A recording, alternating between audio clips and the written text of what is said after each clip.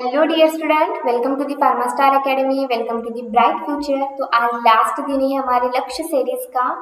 15 दिन की सीरीज हमने कंप्लीट कर ली है, आज लास्ट दिन हो जाएगा। तो स्टार्ट करते हैं आज का सेशन। तो फर्स्ट क्वेश्चन है, the licensed for premises manufacturing cosmetic shall be inspected by inspector appointed by the central government and the state government to verify the condition of licence not less than. तो एक manufacturing premises है cosmetic के लिए, उसे licence दिया गया है manufacturing का। तो इंस्पेक्टर को क्या करना चाहिए? इंस्पेक्शन करना चाहिए, वहाँ पर कंडीशन देखनी चाहिए, प्रीमाइसेस के बारे में जानकारी लेनी चाहिए। तो वो कितने ईयर में होना चाहिए? मतलब साल में एक बार इंस्पेक्शन होना चाहिए, 2 साल में एक बार होना चाहिए, 3 साल में एक बार होना चाहिए, या फिर 4 साल में एक बार होना चाहिए। इसका सही आंसर होगा option number A, once in year. तो एक साल में एक बार इंस्पेक्शन होना जरूरी है according to the DNC act 1940 and its rules 1945। तो दिस रूल स्टेट, ये रूल क्या बताता है? देखो, manufacturing premises shall be inspected at least once every year to ensure that the license conditions, hygiene, equipment and quality standards are being properly maintained। तो एक बार साल में इंस्पेक्शन होना ही चाहिए। किस लिए? तो इंश्योर करने के लिए कि लाइसेंस दिया है हमने मैन्युफैक्चरिंग के लिए, वहाँ पर हाइजीन कंडीशन कैसी है, इक्विपमेंट सब सही से काम कर रहे हैं क्या, क्वालिटी मेंटेन की या नहीं, ये सब कुछ चेक करने के लिए। देन नेक्स्ट क्वेश्चन है, committed penalty for offences without obtaining a valid licence for manufacture and sale of the drugs under DNC rule shall not be less then.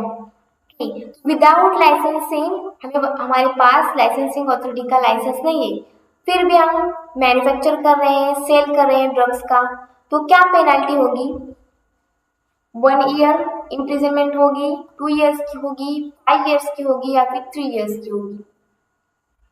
इसका सही आंसर होगा ऑप्शन नंबर बी, 2 इयर्स। ठीक, according to the DNC act offender shall be punished with imprisonment not less than 2 years. 2 साल से कम की सजा नहीं होगी। ओके, और वो एक्सटेंड भी हो सकती है, फाइन भी बैठ सकता है। नेक्स्ट क्वेश्चन है, the clinical trial registry in India is maintained by. Clinical trial registry India में कौन मेंटेन करता है? Who Delhi office, ICMR New Delhi, institute of clinical research New Delhi और सीडीएसयू न्यू दिल्ली। अभी इंडिया आया है, इसका मतलब सीडीएसयू लगा देंगे, ऐसा नहीं होता हर बार। ठीक, तो सही आंसर होगा इसका option number B, ICMR New Delhi. जो क्लिनिकल ट्रायल रजिस्ट्री होती है वो Indian Council of Medical Research New Delhi के द्वारा मेंटेन की जाती है। ठीक, किसके लिए? To improve the transparency, accountability, ethical standards in the clinical research. And next question है, to maintain perpetuity of license मतलब continuity. Continuity of the license to manufacture the drugs, application for its continuation is required to be made with in. In short हम इसे renovation बोल सकते हैं। तो कितने साल में होता है? 3 इयर्स, 2 इयर्स, 5 इयर्स और 7 इयर्स। तो कंटिन्यूटी के लिए, लाइसेंस के लिए जो ड्यूरेशन होता है वो होता है 5 इयर्स का। 5 इयर्स के बाद करना चाहिए। ठीक है, परमानेंट करने के लिए the license holder must pay the license retention fee every 5 years to keep the license valid. Then next question है, an Indian pharmaceutical company wants to market a fixed dose combination FDC of 2 drugs for an indication for which these drugs are already approved and given together not as an FDC but individually at same doses. What will be the data requirement for marketing permission? देखो यहाँ पर क्या पूछा गया है, 2 drugs है, ठीक है, एक स्पेसिफिक कंडीशन है, वो दोनों ड्रग स्पेसिफिक कंडीशन को ट्रीट करने के लिए यूज किए जाते हैं, ऑलरेडी करते हैं यूज, लेकिन मतलब सिंगल करते हैं, सिंगल मतलब सेपरेटली करते हैं, उनको दोनों को मिलाकर कॉम्बिनेशन अभी तक बनाया नहीं गया है। अभी क्या किया है, एक फार्मास्यूटिकल कंपनी ने फिक्स्ड डोज कॉम्बिनेशन बनाया, उन दोनों ड्रग्स को एक साथ मिलाकर एफडीसी बनाया है। ओके, तो उसकी मार्केटिंग परमिशन हासिल करने के लिए कौन सा डाटा रिक्वायर्ड होगा? Option A, marketing data to be submitted will be similar to data required for any new drug including clinical trial. तो कहते हैं कि न्यू ड्रग के लिए जैसे क्लिनिकल ट्रायल करना पड़ता है वो सब कुछ यहाँ पर करना होगा। वो डाटा जरूरी होगा। ऑप्शन डी कहता है chemical and pharmaceutical data as well as data on animal toxicology of new combination will be required. जो कॉम्बिनेशन बनाया गया है उसकी नॉन क्लिनिकल क्लिनिकल स्टडी चाहिए, उसे केमिकल फार्मास्यूटिकल डाटा चाहिए। सी है available data on pharmacological toxicological clinical data on the individual ingredient along with animal toxicity and pharmacological data of new combination should be submitted। कि तो toxicological data clinical data जो भी individual ingredients का है वो provide करना चाहिए। And D option है chemical and pharmaceutical data as well as data showing the stability of proposed dosage form should be submitted. Stability का डाटा भी यहाँ पर होना चाहिए। तो मार्केटिंग परमिशन को हासिल करने के लिए जो डाटा लगता है वो है ऑप्शन नंबर सी।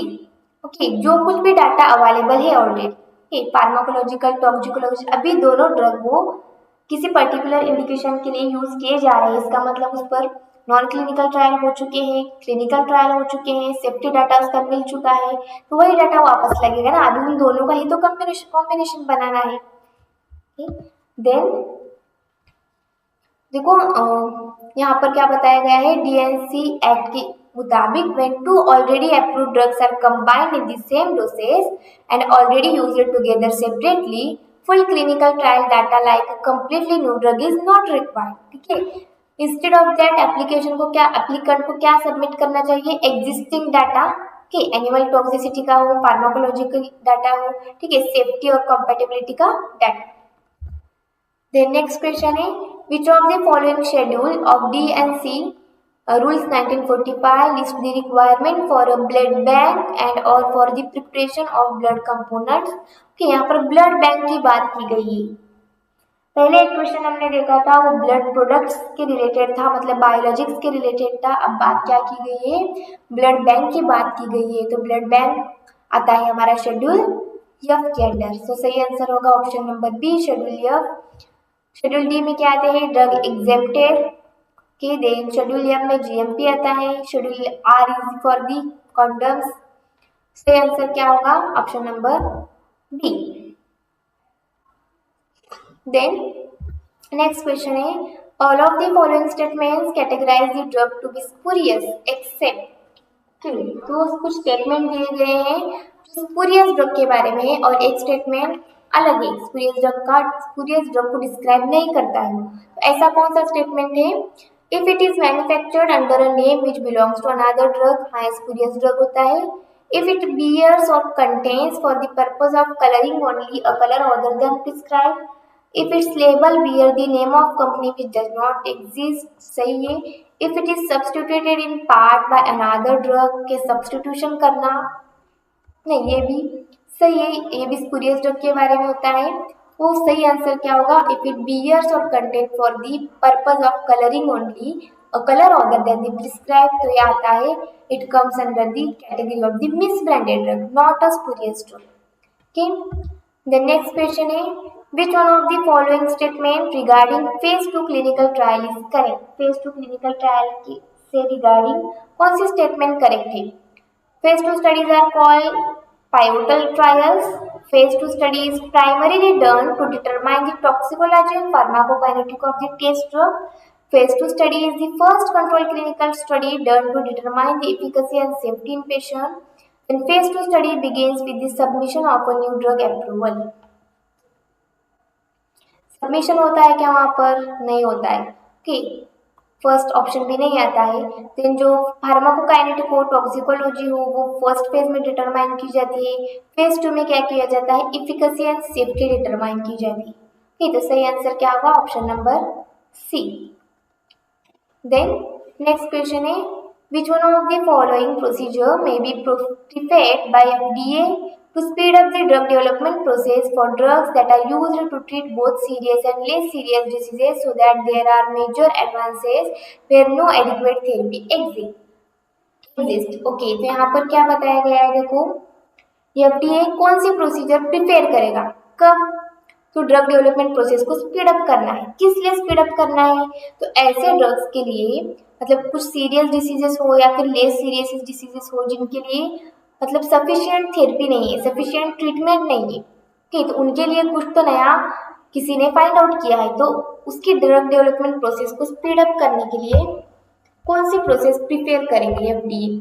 Fast track, accelerated approval, priority review और ब्रेक थ्रू थेरेपी डिजाइनेशन। तो इसका सही आंसर होगा option number A, fast track. US Food and Drug Administration grant fast track designation to drugs that treat serious diseases and fill an unmet medical need where no adequate therapy exists। कि जैसे corona में हुआ था, कोई therapy available ही नहीं है तो fast करना पड़ेगा ना कुछ तो तो क्या करेगा, उससे डेवलपमेंट प्रोसेस स्पीड में होगी एंड हमें जल्दी से जल्दी ट्रीटमेंट ऑब्टेन होगी। नेक्स्ट क्वेश्चन है, an applicant for grant of retail licence in form 20 or form 21 or both is required to provide the premises which are in area not less than. तो retail licence के बारे में पूछा है, उसके लिए क्या एरिया होना चाहिए? 8 metre square, 10 metre square, 12 metre square और 15 मीटर स्क्वायर। देखो 8 मीटर स्क्वायर, 12 मीटर स्क्वायर तो यह कहीं पर नहीं दिया गया है, 10 और 15 होता है। यहाँ पर रिटेल की बात की गई है तो सही आंसर होगा option number B, 10 metre square. ठीक है, और अगर वहां पर बात होलसेल की और रिटेल की दोनों की गई होती तो minimum area required is the 15 metre square. The next question है, application for license to manufacture the drugs other than those specified in the schedule C and C1 shall be made to the licensing authority of the state in। कौन से form में किया जाता है, कौन से form में किया जाता है? हमें ड्रग्स मैन्युफैक्चर करने हैं other than the C and C1, उसके लिए लाइसेंस चाहिए। तो लाइसेंस के लिए एप्लीकेशन देना है, तो एप्लीकेशन कौन से फॉर्म में दिया जाएगा? Form 24B, form 24, form 24F और फॉर्म 24D। तो इसका सही आंसर होगा ऑप्शन नंबर बी, फॉर्म 24। ठीक है, ना बी ना एफ ना डी। तो जो schedule other than C and C1 drugs होते हैं must be submitted to the state licensing authority in form 24। Then next question है, license for retail sale of the drugs other than Schedule X are issued by the state licensing authority in which required services of registered pharmacist। ठीक है, तो retail selling के लिए drugs के जो licence होता है, ऐसे ड्रग्स जो कि शेड्यूल एक्स में नहीं आते, फिर अदर देन शेड्यूल एक्स, तो उसके लिए कौन सा होता है? Form 20, 21, 20B, 21B, 20F, 20G और फॉर्म 28, 21A। तो retail selling of drug require the licence in the form of 20 and 21। जो फॉर्म 20 होता है वो retail sale of the drug other than the schedule C, C1 and X होता है, और retail sale of the drug listed in the schedule C and C1 उसके लिए form 21 जरूरी होता है। Dear student, to join the free test series, download the Pharmastar application from the Play Store। के दिन आपको कुछ इस तरह से इंटरफेस देखने को मिलेगा। तो वहाँ पर जो फ्री टेस्ट वाला टाइल है वहाँ पर क्लिक कीजिए। वहाँ पर क्लिक करने के बाद आपको DI के फ्री टेस्ट अटेम्प्ट करने को मिलेंगे। नेक्स्ट क्वेश्चन है, the medical devices shall confirm to the standards laid down by the who? US FDA, Bureau of Indian Standards, ISO, IEC, pharmacopoeia standards where BIS standards are not available। Select the correct answer using the code given below। क्या होगा इसका सही answer? जो भी medical devices होते हैं, ठीक, it should confirm to the standards. तो किसके द्वारा ये होता है? हु के द्वारा होता है? USFD के जरिए होता है या फिर BIS के जरिए होता है? और जहाँ पर BIS स्टैंडर्ड्स नहीं है वहाँ पर ISO, IEC, फार्माकोपियल स्टैंडर्ड्स इनके जरिए होता है। तो यहाँ पर क्वालिटी जो भी है वो यहाँ पर मेंटेन करनी है हमें। तो इसका सही आंसर क्या होगा? 3 and 4। ओके, तो कहाँ पर है? देखो option number D, option number D इसका सही आंसर होगा। ब्यूरो ऑफ इंडियन स्टैंडर्ड्स, यहाँ पर स्टैंडर्ड्स की बात की गई है, ब्यूरो ऑफ इंडियन स्टैंडर्ड, और जहाँ bureau of Indian standards BIS available नहीं है वहाँ पर क्या होगा? ISO हो सकता है या फिर IEC होगा या फिर फार्माकोपियल स्टैंडर्ड्स होंगे। वो और USFDA जो होते हैं not mandatory standard setting authorities, ये स्टैंडर्ड सेट करने का काम वो और USFDA का नहीं है। नेक्स्ट क्वेश्चन है the drug specified under which of the following schedule to the DHC rules 1945 will not be sold by the retail except on and in accordance with the prescription of registered medical practitioner। तो देखो यहाँ पर क्या पूछा गया है, ऐसे कौन से ड्रग है, कौन से शेड्यूल के ड्रग्स है जिसके लिए रजिस्टर्ड मेडिकल प्रैक्टिशनर का प्रिस्क्रिप्शन जरूरी होता है। शेड्यूल यू नहीं, शेड्यूल वाई इसमें तो क्लिनिकल ट्रायल्स आते हैं ना। ओके, देन यू में क्या आते हैं, एनालिटिकल रिकॉर्ड्स आते हैं। शेड्यूल एच, हाँ शेड्यूल एच ड्रग्स के लिए प्रिस्क्रिप्शन जरूरी होता है। ओके, शेड्यूल H1 के लिए होता है। शेड्यूल एक्स मतलब नार्कोटिक ड्रग्स के लिए भी प्रिस्क्रिप्शन होना जरूरी है। तो सही आंसर क्या होगा, ऑप्शन नंबर बी 3, 4 एंड 5। तो जो एच होते हैं प्रिस्क्रिप्शन ड्रग्स होते हैं, H1 मतलब सर्टेन एंटीबायोटिक्स होते हैं और एंटीबायोटिक्स के लिए प्रिस्क्रिप्शन होना जरूरी है। शेड्यूल एक्स नार्कोटिक और साइकोट्रोपिक ड्रग्स होते हैं जो हैबिट फॉर्मिंग सब्सटेंसेस होते हैं, तो उसके लिए भी प्रिस्क्रिप्शन होना जरूरी है या फिर उसका मिसयूज हो सकता है। नेक्स्ट क्वेश्चन है which one of the following schedules in current GMP in India is issued for the medical devices. तो ये भी क्वेश्चन रिपीट हो चुका है। तो मेडिकल डिवाइसेस के लिए कौन सा शेड्यूल है, यम किसके लिए है, GMP के लिए है, यम1 किसके लिए है, यम2 किसके लिए है, यम3 किसके लिए है। तो सही आंसर होगा यम1 जो होता है वो मेडिकल डिवाइसेस के लिए होता है। ओके, यम2 कॉस्मेटिक्स के लिए आता है, फिर अदर रिक्वायरमेंट्स GMP वगैरह सभी यम में आते हैं। देन नेक्स्ट क्वेश्चन है there is requirement of self inspection under GMP to be carried out by the licensed manufacturer of the drugs. A complete self inspection should be carried out once in। okay, यहाँ पर क्या पूछा गया है, देखो internal audit के बारे में बात की गई है। जहाँ पर ड्रग की मैन्युफैक्चरिंग होती है वहाँ पर लाइसेंस मिला है ड्रग मैन्युफैक्चरिंग का, तो वो जो भी प्रीमाइसेस है उसका सेल्फ इंस्पेक्शन करना भी जरूरी होता है। ठीक है, सेल्फ इंस्पेक्शन मतलब इंटरनल ऑडिट करने जरूरी होते हैं। तो इंटरनल ऑडिट 2 साल में एक बार करना चाहिए, 3 साल में एक बार करना चाहिए, या फिर साल में एक बार, या फिर 6 मंथ में एक बार करना चाहिए। तो जो सेल्फ इंस्पेक्शन होता है वो वंस इन अ ईयर होना चाहिए कि साल में एक बार इंस्पेक्शन इंटरनल ऑडिट होनी चाहिए कि GMP कंप्लायंस है या नहीं, इंश्योरिटी होनी चाहिए वहां पर। Then next question है according to GCP guidelines the minimum number of members required in forum of ethics committee to review the protocol is। Protocol review करने के लिए ethics कमेटी में मिनिमम मेंबर्स की रिक्वायरमेंट क्या है, 5 मेंबर्स, 6 मेंबर्स, 7 मेंबर्स और 9 members. ethics committee में जो रिक्वायरमेंट होती है 6 मेंबर्स। ठीक है, मिनिमम 6 मेंबर्स वहां पर होने चाहिए। Then next question है according to GCP guidelines which one of the following statement does not hold true for the ethics committee। wrong statement क्या है वो पूछा गया है। all members serving in ethics committee that oversees human research at an institution must be employed by that institution। ethics committee should include at least one member whose primary area of interest is non-scientific। सही है, ethics committee should have appropriate gender representation। Okay, for review of the each protocol, the quorum of ethics committee shall be at least 6 member। हाँ भी देखा है हमने just. यहाँ पर not true पूछा है तो सही आंसर क्या होगा, option number A. Okay, it is not mandatory according to the GCP good clinical practice guidelines।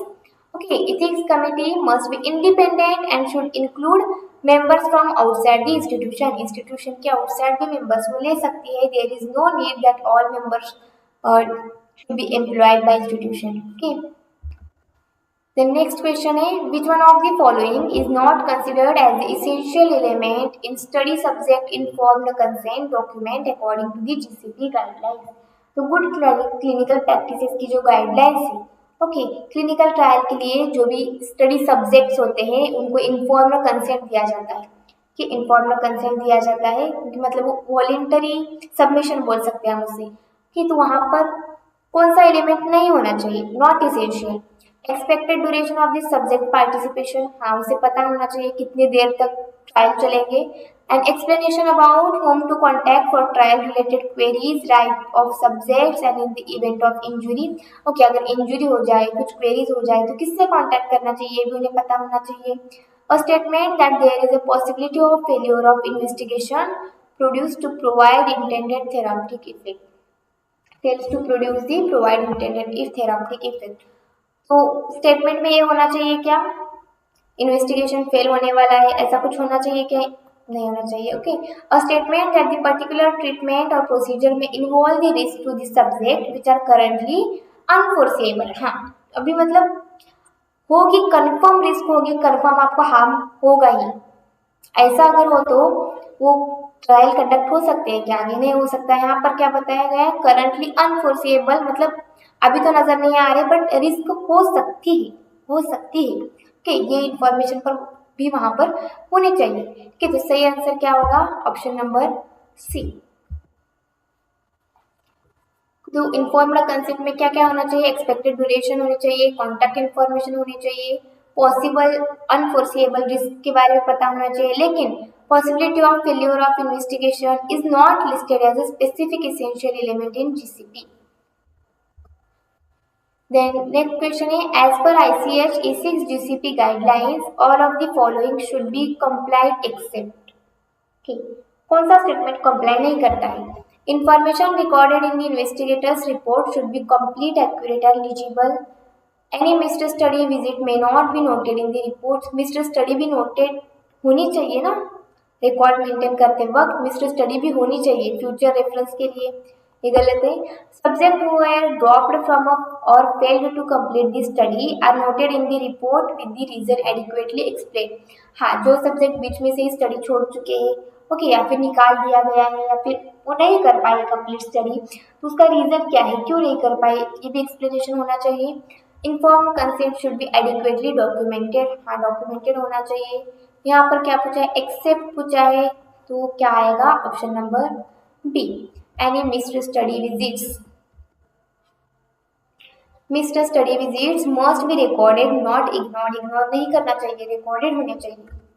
Next question है, as per ICH GCP guidelines whose responsibility is to ensure that investigators are qualified by education and experience are trained on the conduct of the protocol. जो भी protocol conduct कर रहे हैं, जो भी study conduct की जा रही है, ठीक है, तो उसे उसमें जो मेन प्रिंसिपल इन्वेस्टिगेटर है, तो इन्वेस्टिगेटर क्वालिफाइड है, एजुकेटेड है, उसे अच्छा एक्सपीरियंस है, ट्रेंड है, वो प्रोटोकॉल कंडक्शन में ट्रेंड है. ठीक है, ये इंश्योर करना किसकी रिस्पॉन्सिबिलिटी होती है, FDA की रिस्पॉन्सिबिलिटी होती है, स्टडी स्पॉन्सर की होती है, इन्वेस्टिगेटर की होती है, या फिर एथिक्स कमेटी की होती है. इन्वेस्टिगेटर की बात चल रही है ना, ये तो नहीं आएगा. फूड एंड ड्रग एडमिनिस्ट्रेशन का क्या रिलेशन, यहाँ पर उनका नहीं आएगा. तो सही आंसर होगा option number B, study sponsor. जो स्टडी स्पॉन्सर है उसकी रिस्पॉन्सिबिलिटी होती है कि वो इन्वेस्टिगेटर का इंश्योर करे कि वो क्वालिफाइड है, एक्सपीरियंस है उसके पास, ट्रेंड है.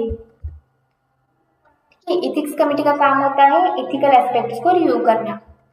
नेक्स्ट क्वेश्चन है, the documentation retention period required by the FDA following the date of marketing application approval or after the investigation is discontinued and the FDA notified is. Documentation retention period क्या है, required by the FDA.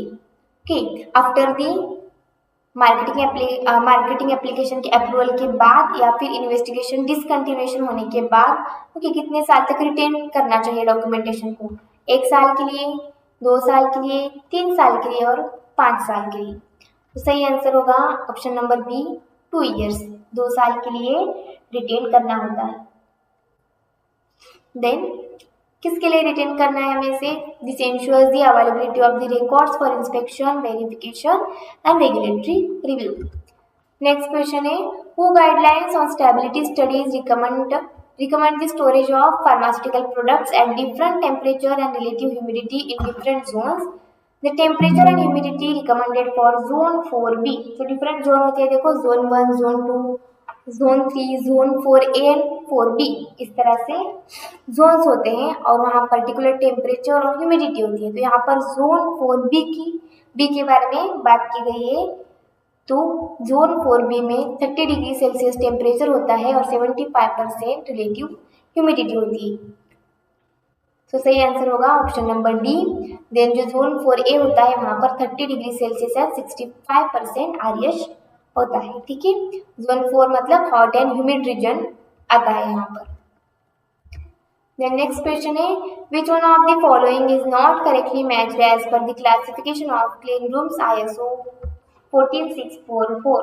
ठीक है, ISO ने जो clean room का classification किया है तो करेक्टली मैच्ड कौन सा नहीं है यहाँ पर। Part 1 classification of air cleanliness सही है। Part 3 test methods okay. Part 4 design construction and startup.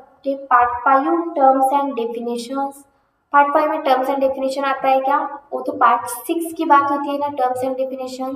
तो सही आंसर क्या होगा part 5 terms and definition which is not correctly matched. Why, because part 5 include the operations not terms and definitions, और जो terms definitions होते हैं वो part 6 में होते हैं।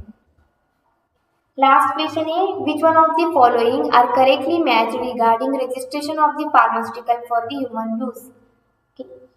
करेक्टली कौन सा है, तो देखो आईसीएच के गाइडलाइंस है क्वालिटी सेफ्टी इफिकेसी के लिए डिफरेंट गाइडलाइंस है। तो क्वालिटी में ही Q1 Q2 Q3 Q4 इस तरह से गाइडलाइंस है। तो यहाँ पर करेक्ट मैच कौन सा नहीं है, which one of the following are the correctly matched. Okay, correctly matched पूछा है, करेक्ट मैच कौन सा है। ठीक है, तो ICH guidelines Q8 pharmaceutical development के लिए, ICH guideline Q9 QRM quality risk management के लिए, ICH guideline Q10 radio pharmaceutical guidelines के लिए होता है क्या Q10। ओके, तो करेक्ट आंसर चूज करना है हमें। तो सही आंसर क्या होगा ऑप्शन नंबर B 1 एंड 2, ये दोनों करेक्ट है। ओके, Q10 जो होता है रेडियो फार्मास्यूटिकल गाइडलाइंस के लिए नहीं होता है, बल्कि वो pharmaceutical quality system, about pharmaceutical quality system, not radio pharmaceutical guidelines.